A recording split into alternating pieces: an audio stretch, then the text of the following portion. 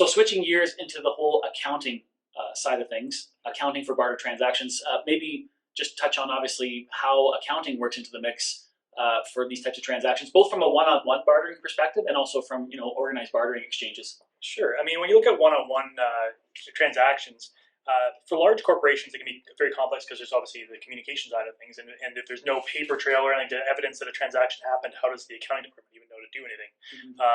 From a smaller business perspective, obviously then you've got the communication just doesn't have to be high, but the requirement is still that you would account for it based on fair value. So then it's just assessing, okay, well, is it the fair value of what I bought or the fair value of what I sold, which you would hope would be the same. But sometimes one will be more obvious in terms of like if you're dealing with a restaurant where they've given up something that's menu pricing versus someone who would do something on a quote basis. Obviously, the menu pricing is easier to say, well, that's the fair value or the price. And then when I'm thinking about a small business and I'm dealing with a transaction, I find it's easier to think about the two transactions as separate transactions. Even though they're done together, most oftentimes with a smaller business when they're doing direct deals. But if you think of them as separate transactions and record them almost that way with sort of a clearing account managing the middle, for most accounts, that would be probably the easiest way to stay on top of them and keep track of them. Yeah. Then when you kind of move into like a multi-directional system, it becomes a lot simpler because the barter credits themselves are the values. So basically, you just try to treat each transaction as if they're dollar. The members within the exchange will invoice each other for the transaction, so you have the whole invoice record. HST still applies. HST or PST in provinces where PST applies still applies to the whole transactions. Yeah.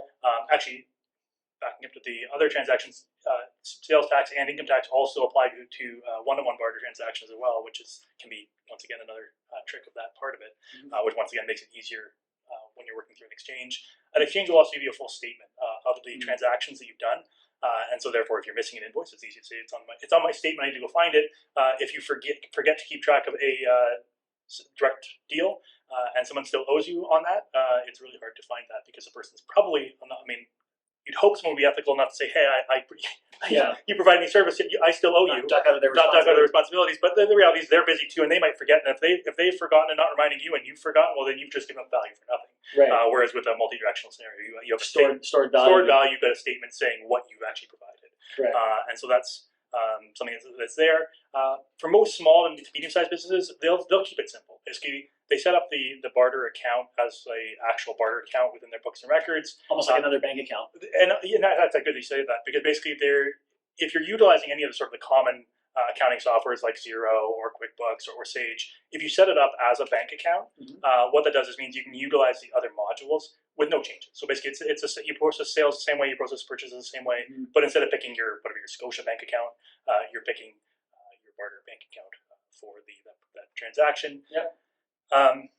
And then at the end of each year or whenever you're producing your statements, basically just reclassify the account. Because obviously it's not a bank account, so you wouldn't want it to show on your financial statements as bank or cash, but just basically reclassifying to another asset. Like other asset. Yeah. Right. So it operates like a bank account throughout the year in the system. Yep. At the end of the year, reclassify whether you have positive barter credit balance or negative barter credit balance. If you're in a loan situation, it reclassifies it as an other asset or liability. Correct. Yeah, basically another Got liability. it. In the loan scenario. Yeah, it makes a lot of sense. So the general premises don't do anything different. Yeah. Just add another bank account.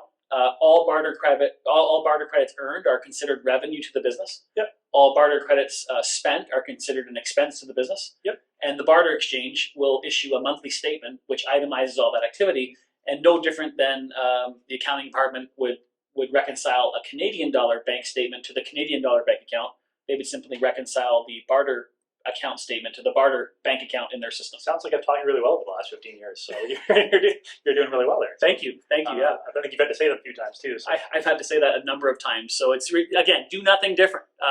Literally just set up another bank account in your books and records called barter or BarterPay in this case if you're dealing with us. But yeah, absolutely, so simple. Yeah, I guess one area where it can become more complex is only within larger organizations. It's kind of, you're talking about the price versus cost analysis that we were doing on transactions. This is the departmental sort of the departmental side of things. So basically where you're like, okay, well, I've got a sales department who's like, sure, barter all you want, and because I'm getting all this credit for all this revenue over here.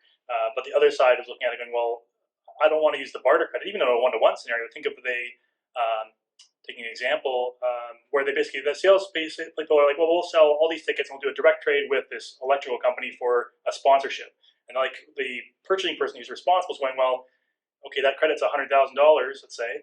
and I got an expense I could pay 90,000 cash for, or I can use your $100,000 credit that you got through your little deal over there. Yeah. And they're like, well, I'm only evaluated based on my budget, and if you're just going to charge me at $100,000, well, no, I'm going to use my 90,000. But if you actually think of the organization as a whole, the sales department came up with this credit of $100,000.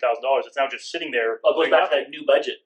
Yeah, the barter deal created a new revenue stream. They created a new revenue stream. So basically, now they're sitting on this electrical credit that they're not utilizing, which is now nothing really. Right.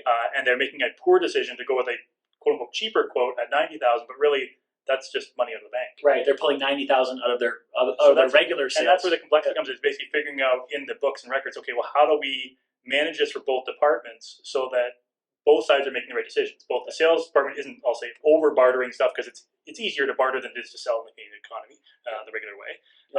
And the purchasing department is making the right decisions because not that it's harder to barter, but that it can be there can be an extra step, and if they don't want to take that step, they won't do it. And if the price versus cost analysis is off, so basically they don't make the right decision. So when I think our original one, we had the sign guy who was doing the $5,500 sign full barter.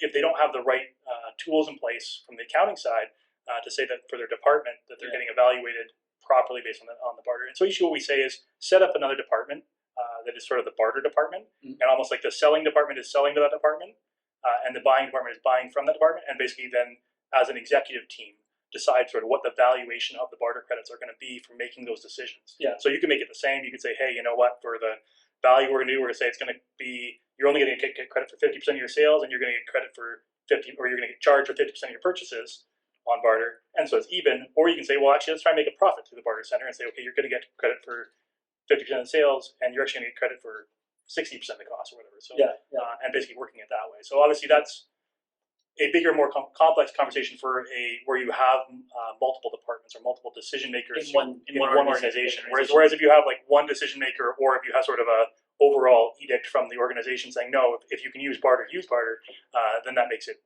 simpler from an accounting standpoint, because obviously then you can just do things the direct, straightforward way. Yeah. Perfect. Great summary. Thank you. So, Gavin, we've already talked about how when a business, any business, small or large, earns barter credits, they have to recognize that as revenue on the books, revenue to the business. But in terms of timing, how does that all play into it? Timing of revenue. So basically, revenue recognition is obviously a big conversation with accountants and sort of any revenue generating activity. In terms of the timing, it doesn't actually impact anything. So whenever you would recognize the revenue if you've been getting paid in Canadian dollars, you do the same thing. The barter credits themselves are just sort of more of a form of payment as opposed to affecting the actual revenue recognition timing. So that's great to know. What about on the valuation side? What if a business is not using their barter credits for whatever reason? Sure. How does that all work? Yeah, so I mean, it doesn't happen necessarily that often that someone wouldn't use their barter credits.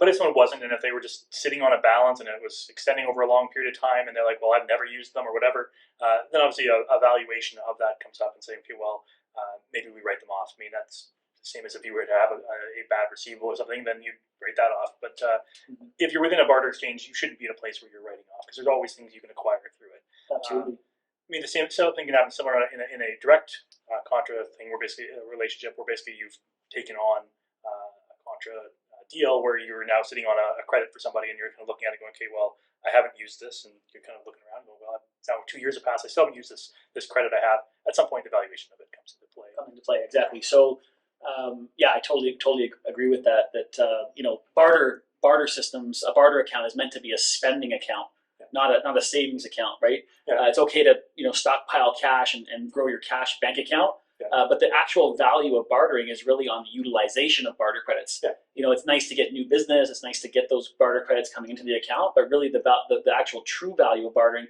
is upon use, replacing that expenditure. So like you said, there's very rare circumstances where they're not able to use it, but it does come up once in a while. Yeah, and I think one of the things that we often talk about is sort of the walk before you can run with it. So basically, you don't try and ram as much barter through as you possibly can before you know kind of generally how you operate with it as a business. So then you have to figure out, okay, I'm going to earn this much barter. Where exactly am I going to use this dollar? It's not that type of level, but basically, am I as a business owner or business management team, are we good at utilizing barter? And so what walk before you run means to somebody could be very different. So if you have someone who's in that bad cash flow standpoint, we talked about before, where they really need to turn that barter credit back into value of areas of organ expenditure, their walk is very slow. Right. If you had somebody where they're like, okay, well, that cruise lady you mentioned. She had her time was expiring no matter what happened. Yeah. Banking 70,000 barter credits made all the sense in the world, right. regardless of the length of time it might take to use them. Correct. Because basically it's that or nothing. So Exactly. if you're in a that or nothing standpoint, walking looks an awful lot like running. Exactly. But if you're in an area where basically you're not in that scenario, or your cash flow is really tight and you have to absorb additional cash costs to earn the barter, then obviously you want to walk. Yeah, be cognizant of valuation at that point. And all of our, like for us, our barter coaches would work with their clients in that way, and basically figure out what that means. So for all this work that barter exchanges do, obviously we need to make money too, revenue for our business. I'm going to ask you in a second how that all kind of plays into the whole accounting side of dealing with the barter exchange, but I just want to touch on sort of how we make money as a bartering system and how bartering systems actually make money. And it's really purely based on a performance commission. So like I just mentioned, the benefit of a business to barter, to utilize organized bartering, is when they're able to utilize barter credits. So we actually only charge our performance commission when a business is utilizing barter credits. So that forces the barter exchange to have to do both sides of their job. Number one, the barter coaches come alongside these businesses to help them market their goods or services out to the network, to earn those barter credits, to turn that spare capacity into value. But that's only one half of their job. The more important half is really helping that business take that newly earned revenue stream and replace cash expenditures. And once that happens, it really drives up their cash flow, because now they're not having to pay Canadian dollars for that expenditure. They're just paying with barter credits. And once we've done both sides of our job, that's when we get our little performance commission on the back end, which just appears on the monthly statement and is billed to a credit card. So how does a business sort of, what do they do with that accounting, the performance commission? Sure. So the way we generally just say is basically treat it as if it's an advertising expense. No matter how they utilize the barter credit. So sometimes it might be the owner might use it personally, which I think we're going to talk about a little later. But no matter what they use it for, basically we view the commission sort of like, we brought you new revenue. So which isn't really revenue. Well, it's revenue, but it's not really value until you've done both sides. Right. But the actual expense itself should be treated as an advertising expense, no matter how the credits were utilized in the end. So right. So spread it off as an advertising marketing expense, almost like a deferred sales commission, really. Sure. Yeah, absolutely. Makes sense.